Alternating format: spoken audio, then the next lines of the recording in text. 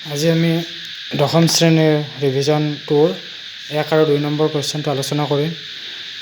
পোনপ্ৰথমতে আমাক কুৱেশ্যনটোত দিয়া আছে যে তলৰ সংখ্যাকেইটাৰ বৰ্গ সংখ্যাৰ এককৰ স্থান কি হ'ব?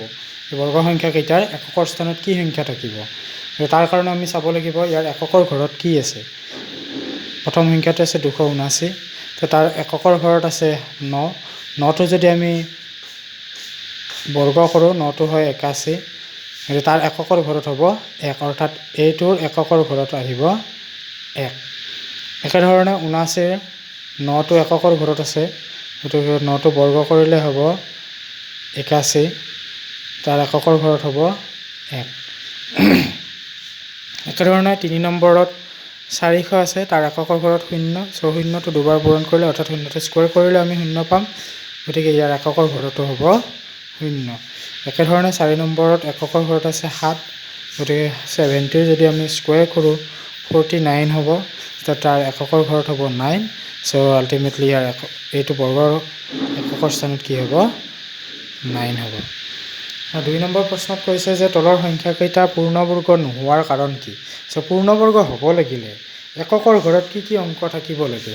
তাৰ কাৰণে আমি চাম 0 স্কুৱেৰ মানে 0, 1 স্কুৱেৰ মানে 1, এনেকৈ আমি যদি লিখি চাওঁ আমি ইয়াত লক্ষ্য কৰিব পাৰিম যে এককৰ ঘৰত 0, 1, 4, 9, 6, 5 এইকেইটাৰ বাহিৰে বেলেগ অংক নাথাকে।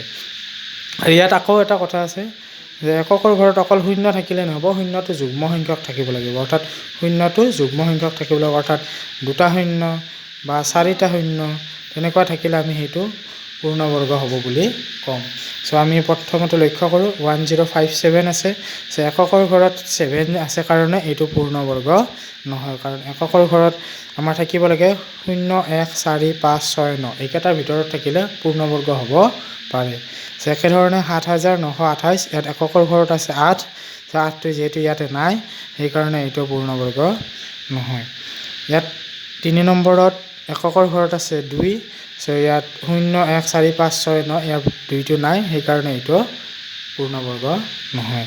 4 নম্বৰত এককৰ ঘৰত 0 আছে, কিন্তু 0টো আছে আমাৰ অযুগ্ম সংখ্যক, অৰ্থাৎ এটা আছে, এটা 3টা 5টা তেনেকুৱা থাকিলে আমাৰ এইটো পূৰ্ণবৰ্গ নহয়।